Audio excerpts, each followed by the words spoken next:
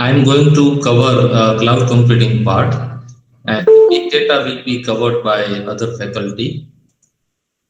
So if you see your curriculum, you are in computer science and fifth sem syllabus, right? So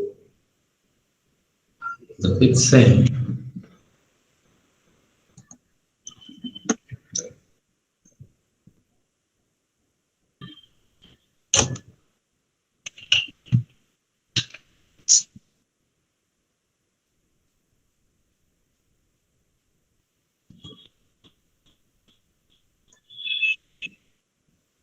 Wait a minute. So before that, anything you want to ask, like as a general query regarding the course or like that? You can talk. Sir Yes, yes. Sir वो मुझे वो नहीं मिली, link नहीं मिली, मतलब कहाँ पे आ रही है लिंक्स? मतलब मैंने गूगल क्लासरूम में ज्वाइन किया है बट उसमें लिंक नहीं दिख रही है। 1 second, 1 second. I will show you. I will share my screen and I will show you. Okay sir.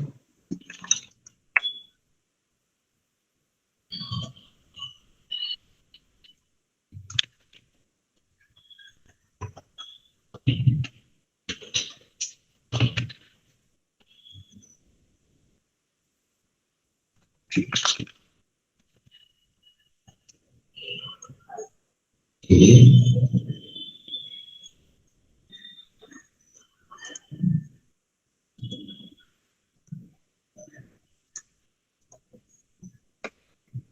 Okay. So tell me if you can see my screen.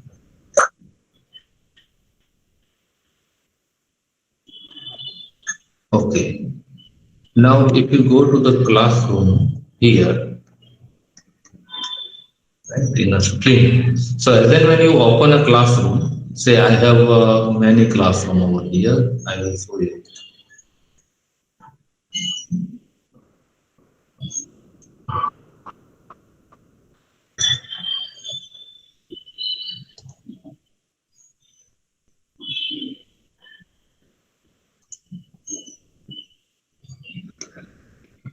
See this, see.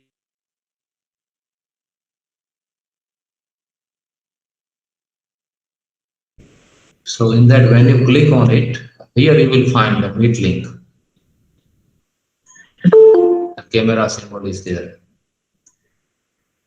Do you see that?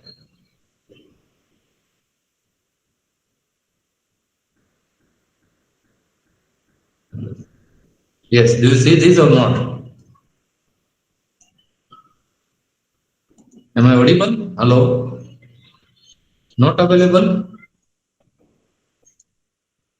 How it is like that? Maybe your domain is triple IP domain. So, but most of you have accepted and it should work. Okay. Do one thing.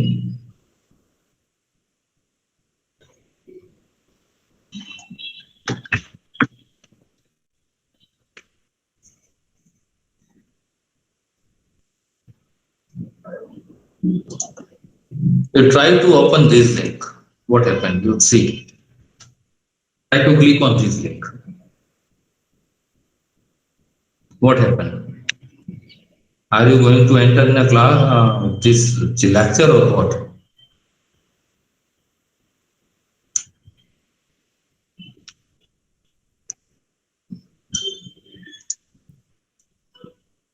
So what is the screen now? What it says? If it is not taking you into the class, then where it is going? Yeah, Google Meet, na? So it should allow you to join over here. Other Meet link. Okay. Okay. So now then we have to. Okay. So now what I will do, I will create a Google Meet link and you will receive an email. We will use the classroom for other point of view, right? For sharing a material, but you can access classroom. That is fine. You can see and enter into the classroom and see. Yeah. So Okay, so what we will do, the classroom will be for sharing of materials, taking exam and all. And I will schedule a Google Meet link like this for every lectures of this semester. Okay, so that you will get it after this lecture. Okay, fine. So now I just wanted to share with you the syllabus.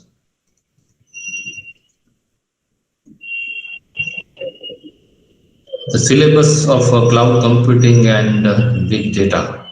So both terms are related to each other. And where is it? Oh my God. You are in fifth sem or what?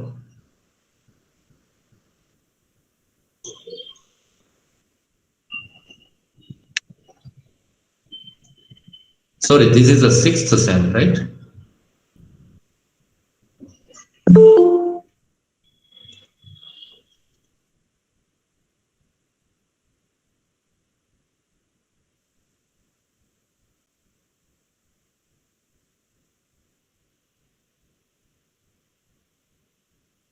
Yes. So in this, it is a kind of I am a course coordinator of this subject. There are three lectures and nothing else. And one lecture I will take, and other two lectures will be taken by other faculty. If you see the two modules, Unit 1 and Unit 2, is for uh, cloud computing technology, and other three units related to big data infrastructure. So in cloud computing, we will see and understand the definition and service offerings by cloud, current and future trends,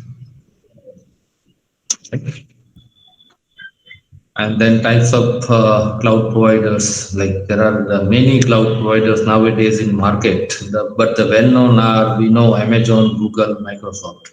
IBM is coming up, Salesforce is there, right?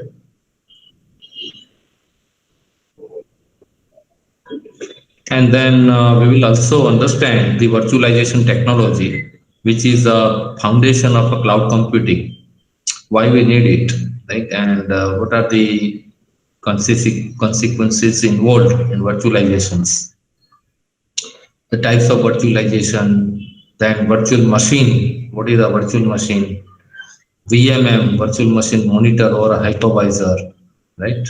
Its properties and how exactly it works, right? It interprets the kind of instruction and convert it to the like that. So over here, this is in short, it is written, but if we see in detail, there are a lot of things involved, right, to understand it. And so total 16 hours are there, right? And when you have an exam, any idea? I don't know your schedule, so if you know when is May 3, so we have a February, March, April, 3 months, and the 3 months means I will have how many lectures? 16 lectures. That's fine, and the January is added. So anyhow, we will able to complete this syllabus, right? So we'll start now. And regarding books, if you have these books, then it is fine. Otherwise, I will share you material with you, PDF online book with you, which are freely available, and other resources you can always refer, which is there in kind of internet, right? Regarding this big data will be explained by other faculty. So why these two things are related one and combined in this syllabus, that is also important to understand.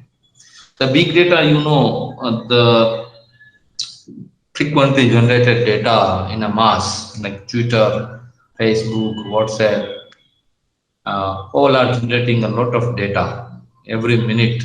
They are generating tons of data, right? And the business people wants it to analyze for their better marketing and better product reach to profiling the users and lot of things, right?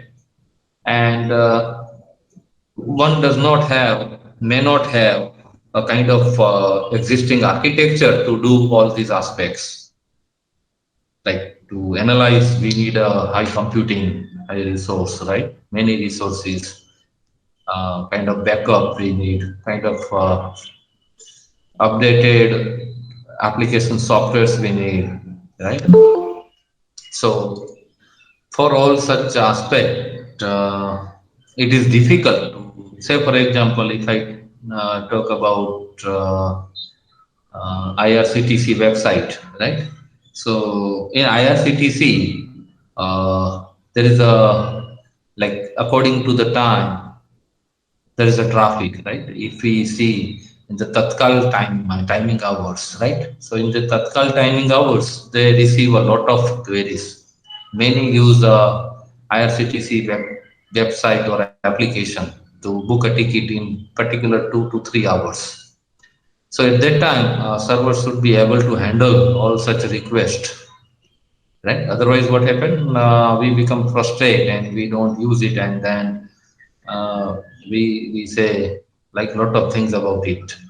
Say so. They have decided, like TCS is managing the IRCTC web server, so they have implemented, maybe right now I don't know, but kind of we can say the servers needs dynamically allocated resources. So as and when they want, they can allocate. As and when they want, they can reallocate.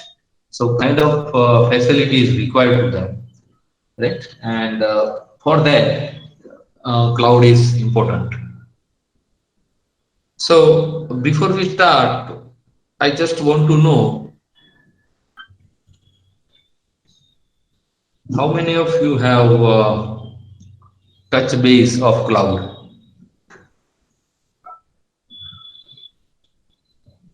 or have a login in AWS or Google or Azure account. Anyone?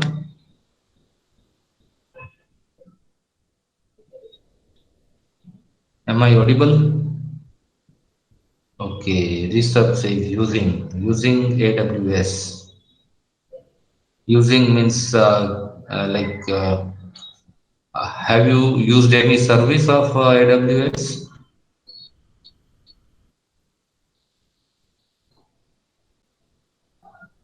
EC2, okay. And Asys, AWS Elasticsearch, okay. So, like, do you pay for that usage or it's a freely using? S3 bucket, Lambda, and API gateways to deploy things. Okay, fine. Okay. So, like some of you are familiar with the aspect, that is good. But we will also understand, okay, first year free, right? So we will understand and we will see the demo on it, right? So let me start with cloud computing.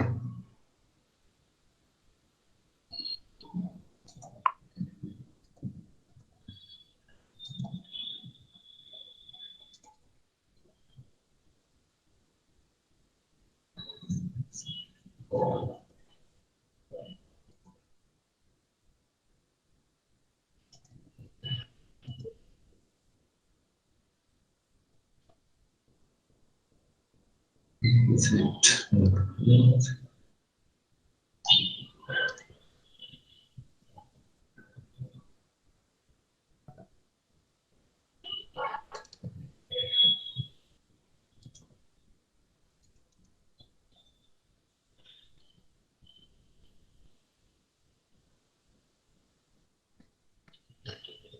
Okay.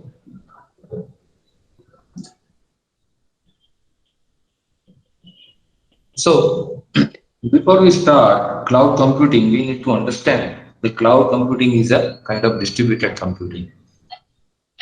system. Now, so it's a computing system consists of multiple computers or a processor machines connected through a network, which can be homogeneous or heterogeneous, but run as a single system. Right? So homogeneous means same configuration, same architecture, same operating system, right? And heterogeneous means variety of architecture, right? And variety of underlying system, but they run as a single system. So that is important. Now, the CPU in a distributed system can be physically close together and connected by a local network, or they can be geographically distant. Wait, I have to also accept.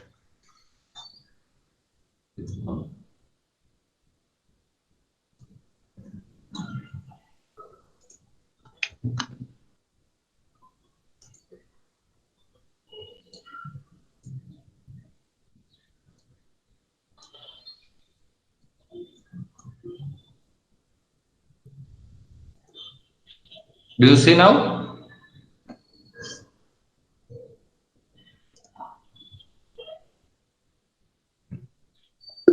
Okay, fine, fine. So now, see, so the CPU in a distributed net system can be physically close together and connected by a local network, or they can be geographically distant and connected by a wide area network. It depends. So the heterogeneity in a distributed system support any number of possible configuration, right? Possible configuration in the processor machine such as mainframe, PC, workstation, mini computers. These all are different architecture that I think you would have studied in first year. So the goal of distributed computing is to make such a network work as a single computer. Now, you all of you must have heard about supercomputer. Now, supercomputer may not be a standalone system. It is, it may be a collection of thousands computers or hundred computers like that. But when we use it, and when we use it for our purpose, we will have a single interface that will submit our task and will receive a response. So that we never realize that I am using a collection or a set of machines for my job. Like, so the kind of layer is designed, right, which hides all this existing architecture. Even in our system, if I say, uh, we never realize, if I talk about my system, let me show you. In task manager, I will have it. Performance, you see how many core I have it. Four core architecture, right? So, but I never realized that in like the core, I mean the processor, right? It is again divided in eight logical processors, right? So, but I never see the difference in which core my process or my application is running, right? Similarly, it is not of our business to look into it as a user that how many systems will be working on my job. That is fine, and that is nothing but transparency is required. So why cloud? The cloud is what? So the cloud is nothing but a collection of computers, right? You might have heard about the data center, the farm, data farm, right? The server farm, Google server farm or Google data center. The data center is nothing but what? There are thousands of systems, servers, right? All together work for user's job, right? So distributed computing systems are advantages over centralized systems due to scalability. Right? We can scale up, scale down, right? Mainly for the scale up reason. redundancy or a replication. Now, these are required to improve the performance. Now, redundancy is nothing but have you heard about the RAID concept? The concept of RAID. Okay. Apurva, can you tell about it? Some little bit, whatever you know.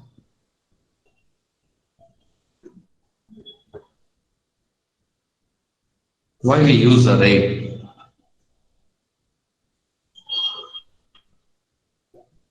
Why you people do not speak and write only? I don't understand. Hello. Yes, yes. Now fine. Yes, sir. I have seen four types of RAID: RAID 0, RAID 1, RAID 5, and RAID 10. So, sir, in RAID 0, uh, we save data across multiple drives, but we don't duplicate the data. We use it for speed. And in RAID 1 setup, we use two drives and we duplicate the data in both of them so that our data is redundant. Okay, fine, fine, good, thank you. So, mainly the RAID architecture is used to improve the performance by duplicating the data, right? So, mirroring the data and all.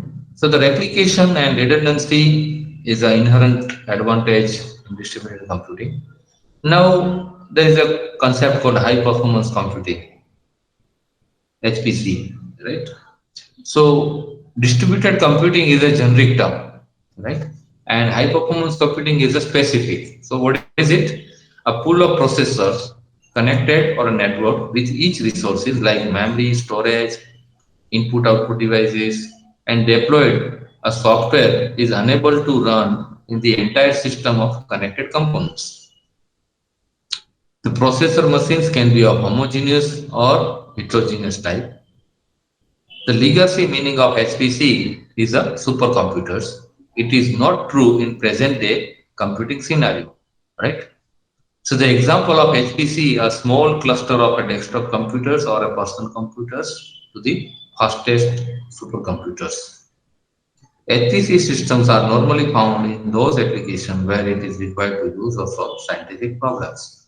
So over here, the supercomputer is an example of high performance computing. Right. In India, we have a CDEC. CDEC manufactures and designs the supercomputer. Every year, the list is published with the top 100 supercomputer in terms of speed, right? In petaflop or teraflop, whatever is nowadays, I don't know. But you can look into the internet regarding the top 100 supercomputers. India is having a Param supercomputer. Maybe the name would have been changed by now, but the Param is there, and they have a many processors and they have a many systems. All together, they can compute the data and process the data at some we can say frequency, right? So that is called the high performance computing. Another term is called the parallel computing. So the parallel computing is one of the, we can say, the version of HPC where a set of processors work cooperatively to solve a computational problem. So these processor machines or CPUs are mostly homogeneous type. Then we can call a parallel computing where all are of same architecture and they will kind of Hadoop system. Like in Hadoop, what happened? The big job is divided and parallelly will be computed, and then again the result will be combined and returned to the user. Right. So in serial and sequential computers, like it runs on a single computer or a processor machine having a single CPU. The problem is break down into a discrete series of instructions. Instructions are executed one after another. So in parallel computing, since there is a simultaneous use of multiple processor machines, it, it is it it is run using a multiple processor, multiple CPU. A problem is broken down into discrete parts that can be solved concurrently. Each part is further broken down into a series of instructions, and so this is nothing but you understand like in my system there are four cores. So we can say it's a parallel architecture, right? Parallel computing, because all of homogeneous and the entire work will be divided and then it will be executed. So it is a kind of parallel computing. Next, we have a topic like a cluster computing. So before we understand the cloud, we need to understand these terms, right? What is cluster computing? So it consists of set of same or similar type of processor connected using a dedicated network infrastructure. All the processor machines share the resources such as a common home directory and have a software such as a message passing MPI implementation installed to allow the programs to run across all the nodes simultaneously. So message passing interface is there. Right? This is also a kind of HPC. The individual computers in a cluster can be referred to as a nodes.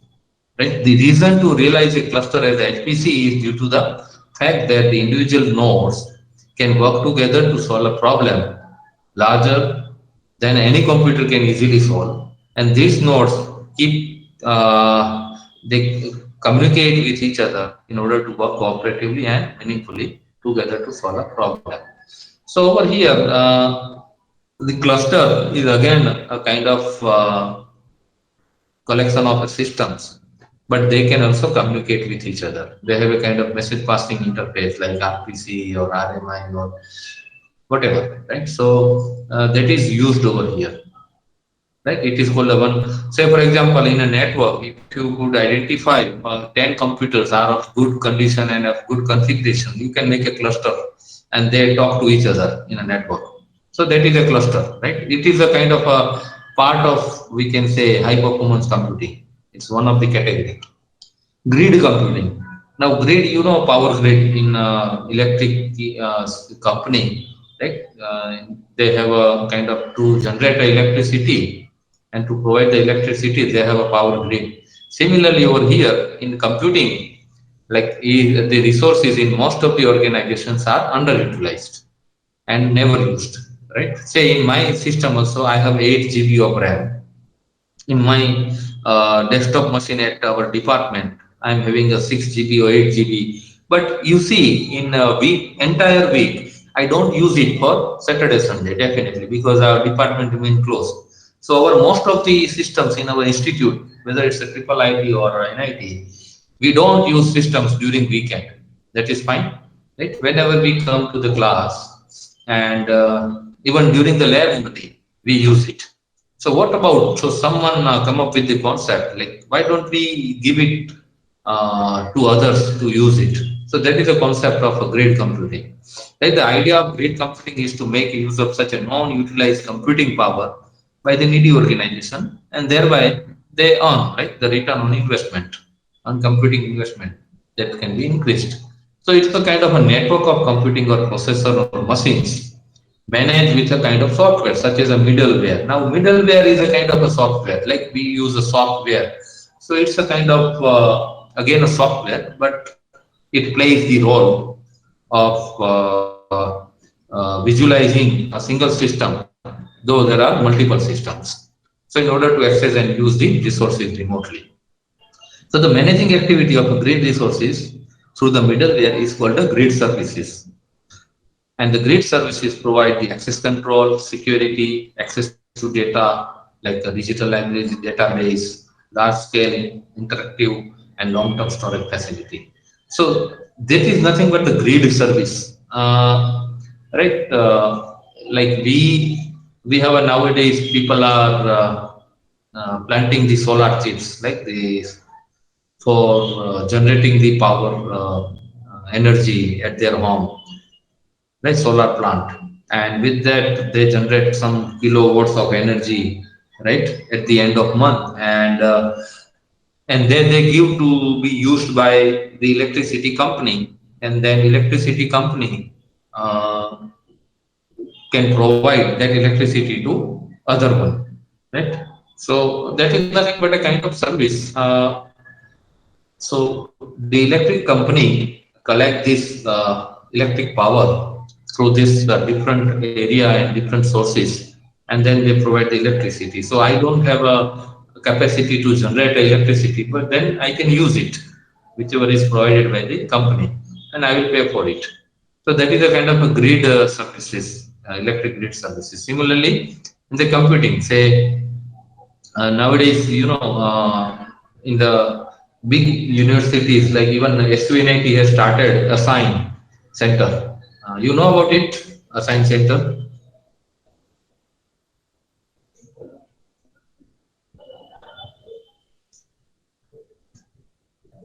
You don't know.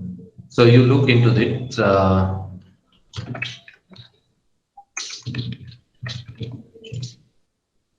It's nothing but harnessing the innovation, right, and entrepreneurships.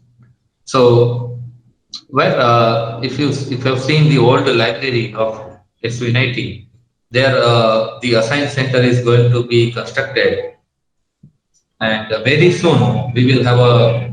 So it is basically for boosting the startups, right? Uh, so to promote startup organizations, government helps and government funds, right? So this land is given by SUNIT and the fund is from government of Gujarat, and the startup may get a kind of fund up to rupees 40 lakhs and other benefits also. So in that, what we are going to have it, we have a single kind of a building. In the building, we are going to accommodate almost 100 or 200 startups. So we are going to give them a space, free space, right? So if they don't, say for example, today I want to start my organization and I don't have money, right, to have an office in a city. So, so for to help them, this kind of initiative helps them to have an office space over here. Even fund they can have, right, if the startup is accepted and the concept is a novel concept and helpful to the society, the government will accept and they will pay around 40 lakhs to develop it. And there are a lot of terms condition is there. They have to accept and go on. But the main thing is, if you see in a big city like in Pune, Mumbai, there I don't have a space, so right, I can use the space, and even now in IITs also the concept is started because most of the universities have a big land space, right? In say if you talk about IIT Bombay, so IIT Bombay is located in a very central uh, location of Mumbai, and there they have a building and they provide a co-space, right? And the companies pay for it monthly rent, and but at the minimal rate, and then they use it. So similarly over here, I have a system, but I don't use it, right, during the weekend. But I want to give it to others on some based on some charges. So they have to pay for it and they can use it. But how to do it? So for that there is a grid computing concept, and then lot of work done in a grid computing. Like we have a CDEC. So CDEC provided a kind of a grid computing services to many companies. Right. Similarly, we have a say other research organization, and they have developed their own grid architecture, and then they provided private organizations to use such infrastructure. So now, based on grid, the concept of cloud introduced, right? So the grid computing is more powerful due to the following: its ability to make use of unused computing power, and thus it is a cost-effective solution, reducing investment, only recurring cost, right? So over here, there are many advantages in a grid computing. So it can solve problems in line with any HPC-based application. It enables the heterogeneous resources of computers to work cooperatively and collaboratively to solve a scientific problem. Say, for example, if you want, say, in mechanical engineering, they have a very big task to run and to find a research, right? They use a kind of a thermodynamics principle and kind of many data, heat and mass transfer data. So they write a program in MATLAB or in other language. And if they run it, I have seen the student used to require kind of 2 days or 3 days time to come to the results. So that is a very kind of n cross n matrices they use and very big data, right? In terms of C, if I want to say, it's a kind of long double data, and they keep on processing to optimize the results, and they take 2 days, 3 days sometime, and then if the result is not as expected, then they have to change again some parameter and run it again. Instead of that, if we use a grid service, where the grid is kind of having a lots of systems connected, right? Right, a power grid. Like today at my home, if I start using a lot of appliances continuously, then no one will say no. The main thing is I have to pay for it. Whatever I use, I have to pay for it. I will get inflow as much as I need, right? It's like a water. Like there is no limit. In foreign countries now they have started charges on water. So in that like the minimum charge is there. In the minimum charge, you can utilize, say for example, 100 liters of water or 1,000 liters of water, and then beyond it there is a charge, right? Similarly, in the electricity, we have a kind of formula. So if we use say 100 units, then say for example, there is no minimum charge you have to pay. But as and when you cross 100 units, then you have to pay something for per unit. So similarly, these are the services. So if we can't uh, generate it, if we can't have it, then we can use it. That been provided by others. So over here, similarly, the concept is computing resources like RAM, CPU, right? So if I want to run a task that needs minimum 16 GB of RAM and efficient processor and we can say gigabit Ethernet, but if I go to buy it, then it will cost me a lot, right? More than 1 lakh rupees, right? And for a once if I want to use, then why don't I use it as a service, right? If someone provides me in a rupees of 10,000, so I want to use it once and then that's it. So this is nothing but based on necessity it has been introduced, right? It's like uh, it's like many services. If we see in our real life, you will see many services are there and then we use it, right? Say, for example, I want to go to Bombay and I don't have a car. So, the car rental service, I will look into it and then I will uh, go by that service and I will pay for it. So, these are since many years we have a concept of services, right? Catering services, food services, and then many. Now, if you see many different kinds of services we use, right? So that is what about the grid computing. And now if we see what is a cloud computing. So the cloud computing trend moved toward the computing trend moved toward a cloud from the concept of grid computing, particularly when the large computing resources are required to solve a single problem using the ideas of computing power as a utility. So this term I would like to highlight, and that is the main thing, computing power as a utility and other allied concepts. So now the potential difference between grid and cloud is the grid computing supports leveraging several computers in parallel to solve a particular application, while a cloud computing supports leveraging multiple resources, including computing resources to deliver a unified service to the end user. Now, in a grid, only computers were connected or are connected in a parallel to solve a particular application. While in cloud, apart from the, we can say, computing and resources, we have other services also that we can also provide to the end user. Right? In a cloud computing, the IT and business resources such as the servers, storage, network, applications, and processes can be dynamically provisioned to the user needs and workload.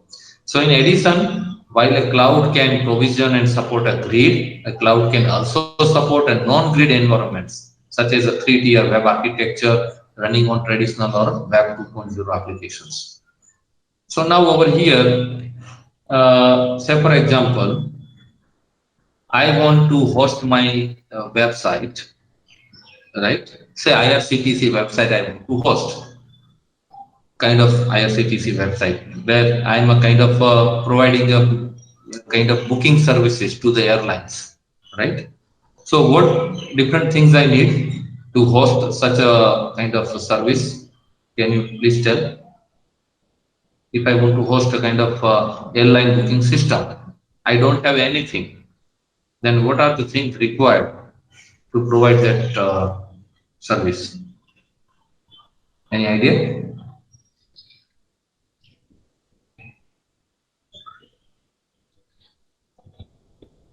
Yes, am I audible?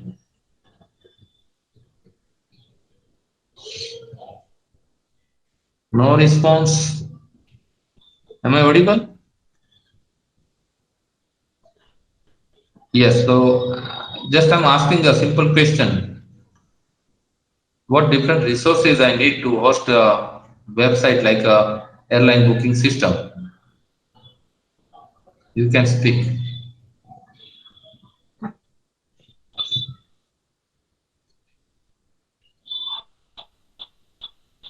Okay. So for that, I need a web server, right? Which can handle the request, HTTP request. I need a database, right, to store the data, right? And what else I need?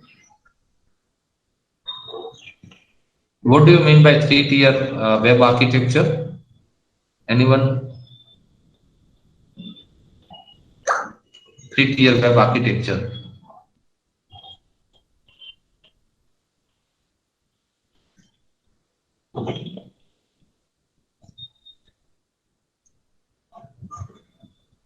Yes. Anyone else?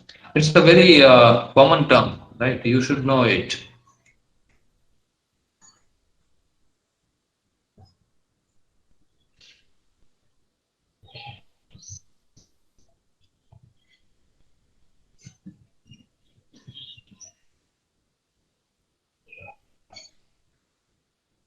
Okay. User interface. Then,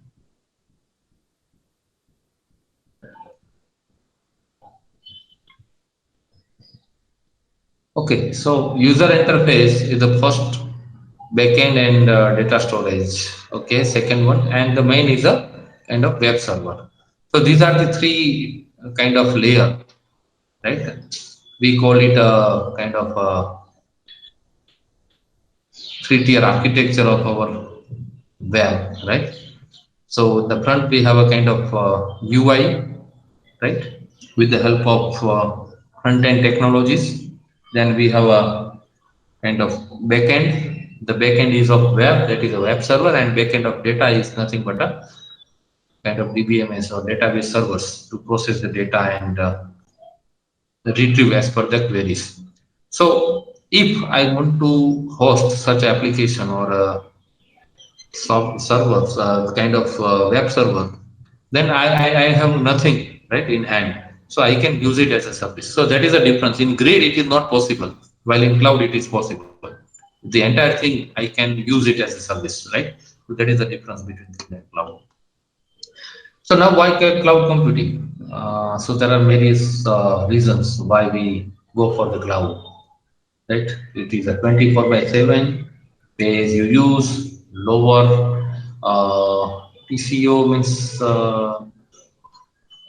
total cost to company or what? Lower TCO. Any idea? TCO, I don't know. I don't full form. I've taken it from WordPress. I need to see total cost to organization or what? Something like that. But it is anyhow, it should be reflecting to total cost to company, maybe like that.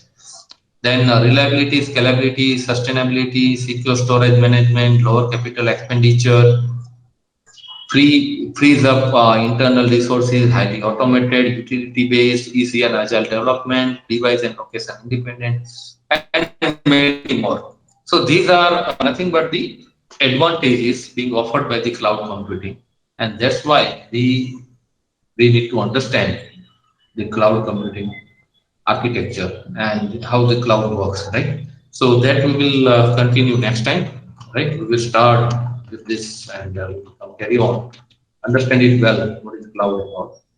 So wait a while, let me share with you the attendance link.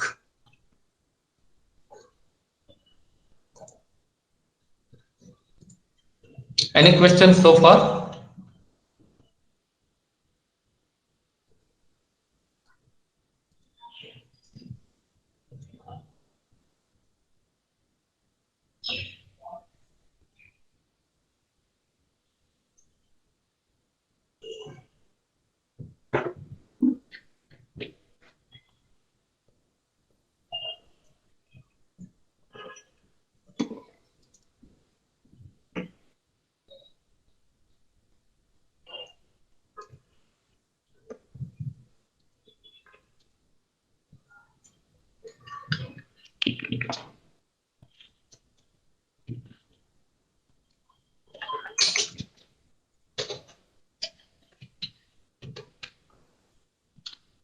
So one thing is like you should ask questions to make it live and interactive. You are not like interactive. Any problem?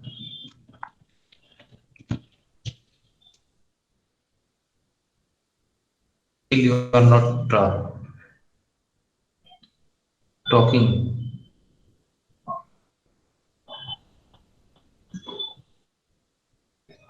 If you have a problem, then you can share with me. Like if you don't want to continue my lecture, then it's fine.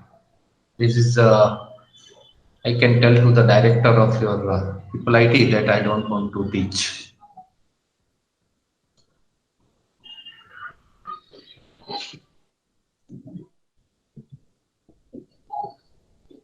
Okay, so I'm not going to teach this subject. I will tell. If you are not interested, then it's fine.